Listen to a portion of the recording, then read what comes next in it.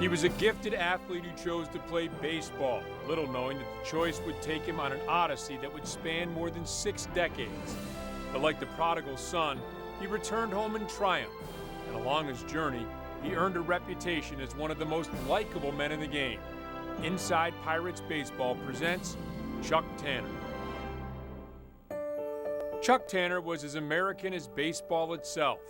Born on the 4th of July in 1928, Tanner grew up in Newcastle, Pennsylvania, where he starred in baseball, football, and basketball. He passed up a football scholarship at Georgia to sign with the Milwaukee Braves out of high school. And after 9 long years in the minors, Tanner made a memorable Major League debut with the Braves as an outfielder in 1955.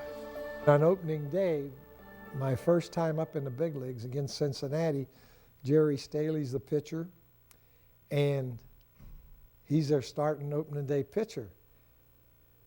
And so I'm sitting on the bench, and Charlie Grimm was our manager, and it was the 9th inning, we were losing. He says, "Hey, Chuck, hit for Spawn." So I got the bat out of the rack. I was relaxed. I wasn't nervous or anything. First pitch I saw looked good. I swung at it and hit a home run. And I remember touching first. I don't remember touching second, third, or home. That's how I broke into the big leagues. My dream was to be a Major League Baseball player. I struck out, got hit in the head, and got killed. That's all I ever wanted out of life, and to hit a home run. And I remember I was on the bench after I hit it, and Dal Crandall came up to me, and he says, "Hey, Chuck, this league isn't that easy." Aaron come behind me, got a base hit. I tied the game up. He knocked in the winning run, and Spawn got the win. And Spawn says, "Man, Chuck, I'm carrying your bag to the railroad station when we go on the road." I'm thinking, Warren Spawn's talking to me. But those are the thrills that I remember, and finally getting to the major leagues. And it was better than anything, anybody, any thrill anybody. I don't want anything. I don't want anything. I just want to be a big league baseball player. Tanner spent 8 seasons in the major leagues, mostly as a platoon player. And although he had some solid seasons, his career was cut short due to injury. Chuck would have been a good ball player, but he had his Achilles heel. He tore it. And at that time, there wasn't much could he do it, because even when he'd run, he'd be limping. But he was a good hitter. Tanner was given a choice: continue his journeyman playing career or become a minor league manager. Tanner jumped at the chance to manage. A good decision, according to a man who played and managed against him. Never stood out in any manner until he started managing. And he had that ability. He was very, very good and knew what he was doing and didn't make many mistakes. After spending 7 years in the minors, Tanner took over the Chicago White Sox in 1970 at age 41. After 6 solid seasons, Tanner was fired, but he was immediately snapped up by mercurial Oakland A's owner Charlie Finley. These were the post-dynasty A's, without stars like Reggie Jackson and Catfish Hunter. But Tanner turned them into the greatest base-stealing team in Major League history.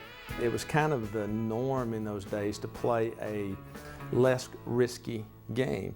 And when Chuck came to Oakland, he said right off of the bat, we're going to be a wild and crazy team. We're going to run until our shoes are on fire, and we don't care if we get thrown out, and we don't care if it makes any sense. His whole philosophy was, he was an aggressive person, he was an aggressive manager, and he says, we're going to run, we're going to take the game to the opposition. It makes the other team uncomfortable if we're always taking the game to them. So that was his philosophy, and that's the way we played. Tanner guided the A's to a second-place finish in 1976, but with the retirement of Danny Murtaugh in Pittsburgh, the Pirates wanted Tanner, and Tanner wanted to return home. Finley obliged, but the price was steep. He called me and he said, "The Pirates want you." They offered me Sanguian or $100,000. He said, "But they'll give me both." I said, "Oh, that's not fair. That's not fair." I said, "Why don't you just do one?" He said, "Nah, they'll give it to me." And I said, "I want to go to the Pirates. I'm home. You're going to sell the ball club. What am I going to do?" I wanted to come to Pittsburgh bad. And he knew I did. So that's how that worked out. And they gave him Sanguy and $100,000. Tanner was thrilled to be managing the team he'd grown up rooting for. And both Tanner and the Pirates would soon benefit from the unusual trade that brought him back home. That's up next on Inside Pirates Baseball. Chuck Tanner.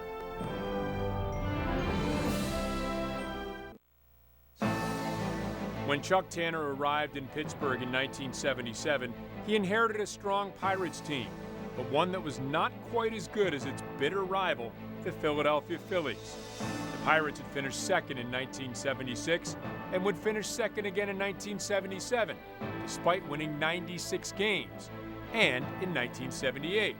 But few blamed Tanner, who provided the right leadership touch for a talented, veteran, and rambunctious Pirates team. He sat back and let the players basically run the show when it came to policing themselves. Chuck wasn't looking over your shoulder. He wasn't telling you, you have to do this, that, and everything else. But if you got out of line, that was a different story. I said, just make sure you come out between the lines and give me all you have. If there's a problem, if any coach had a problem with any of the players, you come and tell me and I'll handle it. And they knew that the big thing, the players knew I was fair. And if I went after them or said something, they knew that what I said, that I was probably in the right. Chuck pretty much let them control themselves, play the game the way they knew how to play, and he knew that their effort was always going to be there because they had, you know, like they had their moniker, "We Are Family." Well, they were family, and they played for one another, and they played hard, and they pretty much patrolled themselves, and you know, Chuck would make the moves, but I think he was a perfect manager for that bunch. Tanner continued to manage aggressively. His first team stole twice as many bases as the one managed by Danny Murtaugh the year before, and led the NL in steals in 1977 and 78. Like his players, Tanner was confident in his style of play and in his own abilities, and had the fortitude to manage that way. Chuck had said on numerous occasions that he didn't manage by the book because he didn't know who wrote the book. I think he was willing to do things that other managers would not do. Chuck's famous line was, "What book?" You know, we do things by the book with a common thing, and that would you pitch a left-hander to a left-hander, you pitch a right-hander to a right-hander in certain situations. Well, Chuck would deviate from that. He did do things in an unorthodox way, but if he felt it and it was a hunch, then he wasn't afraid to give it a try. Where, you know, a lot of times, we can't make that move, it's the wrong move, I'm going to be second guessed, and Chuck didn't care. Tanner was also relentlessly upbeat, especially compared to his predecessor, Danny Murtaugh. Danny was very reserved, didn't hand out compliments easily. You had to earn them, a lot of different things like that, and all of a sudden, you end one season with Danny Murtaugh and you start the next one with Chuck Tanner, and it's like, what just happened? The first time I met Chuck, or the first time all of us were around him for an extended period of time, we thought, is this guy for real? I mean, is this guy always this exuberant, this positive? We almost suspected that he was a big phony, but it was only through time and getting to know him and being around him we realized that was Chuck Tanner. Let's see what happens the first time we lose 6 or 7 in a row and see how happy he is then. And then, when it happens and he's still the same, all of a sudden you go, maybe this guy is a little different than everybody else. Tanner treated his players fairly, if not always the same. He knew you as an individual. He knew me as an individual. And he dealt with us differently. He didn't deal with us the same. Chuck knew that, and that's why he was so brilliant. He didn't treat us all the same. There were different rules for different players. Everybody gets hung up on this, everybody has the same rules. No, we didn't have the same rules for every player, but every player knew what his rules were and knew what he had to do to stay within those boundaries. And that really worked well with the group that we had. You have 25 different players that you have to stay with all season. They're all different types of people, and you have to communicate with each one differently. There's hardly 2 people in this world that think and act and do things exactly alike. Some guys I hug, some I'd kick, and to get the results. But if some guy, Omar Marino, I'd always hug him. If he made a mistake, I could never let him, his feelings would be hurt. Ed Ott, I could scream at him, and the next day he'd say, "Boy, Skip, I needed that. That really woke me up." It all added up to a team that loved playing for its manager. It's a standard line. If you can't play for Chuck Tanner, you can't play for anybody. If you cannot play for Chuck Tanner, you can't play for anybody. If you can't enjoy playing for Chuck Tanner, you just don't enjoy playing. There's no question that playing for him was wonderful. He was a free spirit. He was somewhat of a renegade himself, and he expected and allowed that from his players. Players on other teams knew our atmosphere that we had here in Pittsburgh, and they wanted to come and play for the Pirates, not only because of the ball club we had, but because of the manager we had as well. I don't think I ever heard a player say a bad thing about Chuck Tanner, and especially the people from the other teams. He seemed like they I mean, they always saw him, when they saw him come on the field, they'd go over and talk to him because he was that kind of a guy. Tanner was fun to be around, but that didn't mean you'd want to shake his hand. I wouldn't shake hands with him.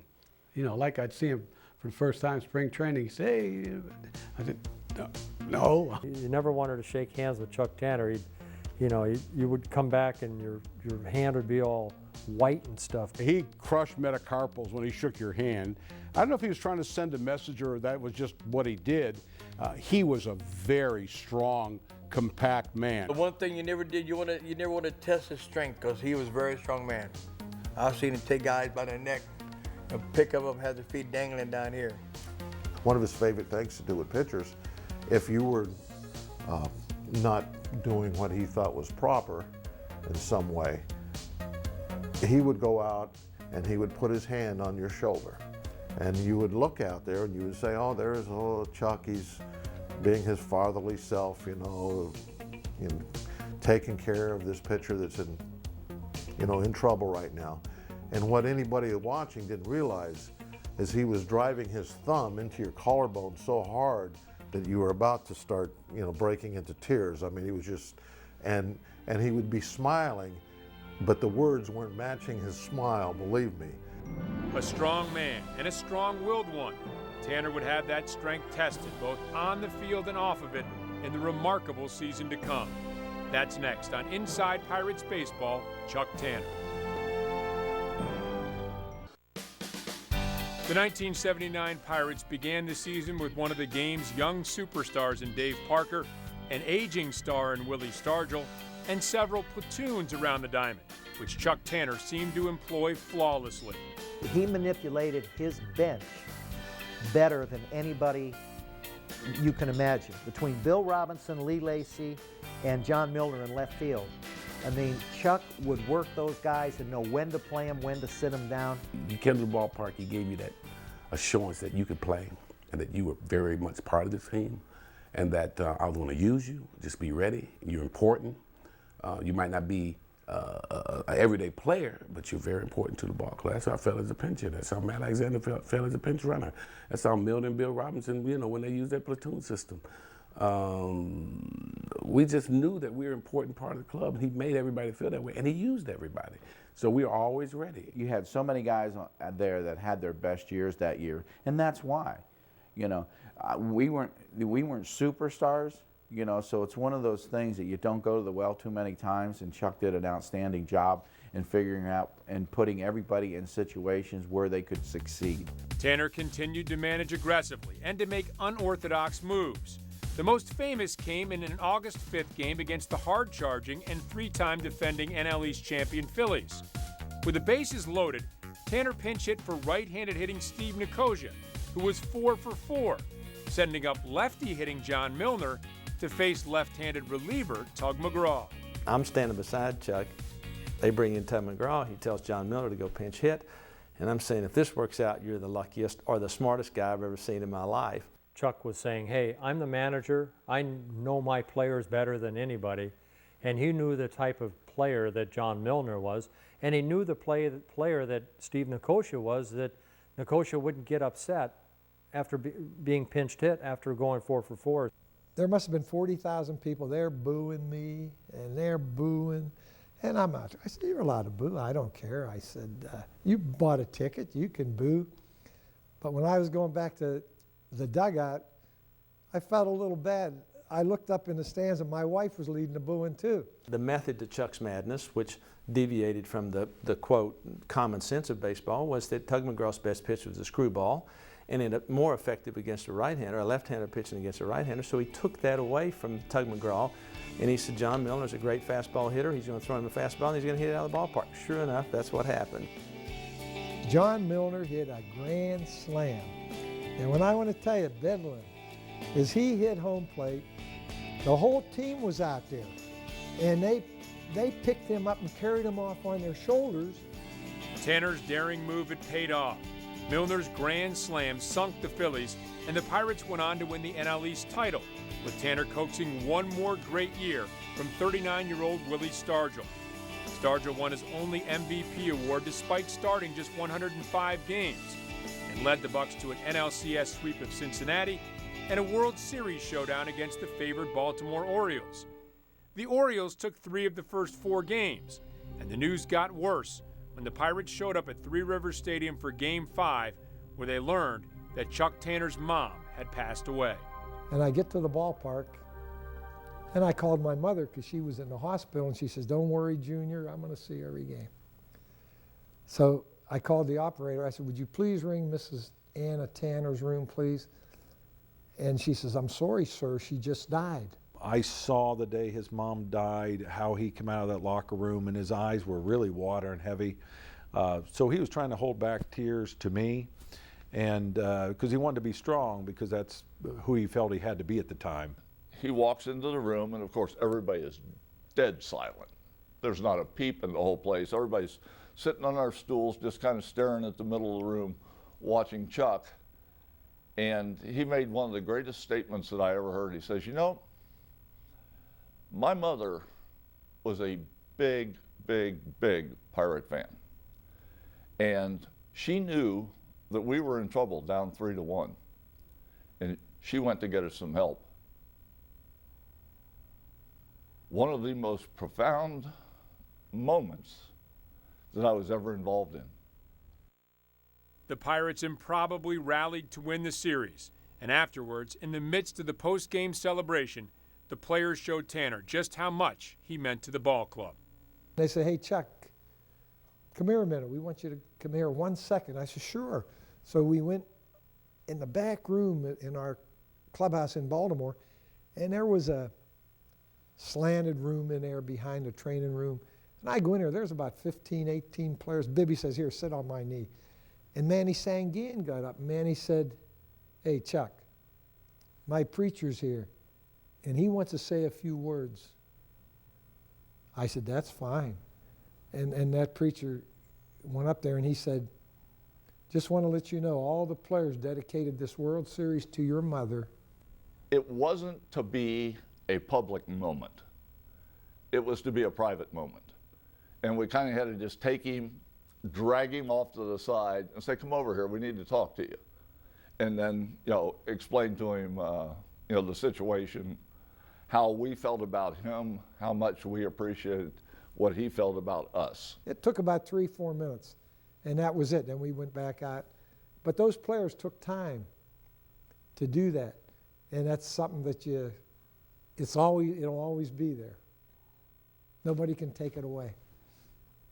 Coming up, Tanner's managerial career comes to a close, but his long relationship with baseball continues. On Inside Pirates Baseball, Chuck Tanner.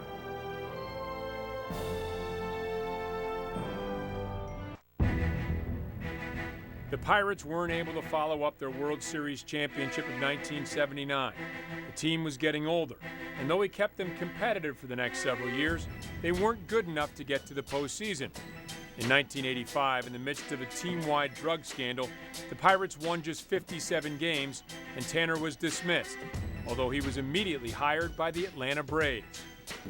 As far as baseball people, especially back at that time, highly regarded as anybody else. Not only his baseball abilities, but his character. With anybody that knows him, his character is off the chart. I can't think that there would be any team in baseball back then that wouldn't have loved to have had him, running the team, running their whole organization. He was as good or better than anybody. Things didn't work out in Atlanta, and Tanner chose never to manage again. But he stayed in baseball, finally returning to the Pirates in 2007. He was a fixture at PNC Park and at reunions celebrating the '79 championship team. Tanner had managed the National League All-Star team in 1980 and had a chance to return to the dugout one last time in 2006 when NL manager Phil Garner received special permission to add Tanner to his staff for the All-Star game at PNC Park. No matter what happens, it's hard for me to cry. But when it was over and I hung out, I just sat there and I think my eyes got a little wet. Boy, that was a huge boost for him to have Phil do that for him. I think he felt appreciated. I think the reception that he received from the fans in Pittsburgh was just something that he had been wanting since that '79 season.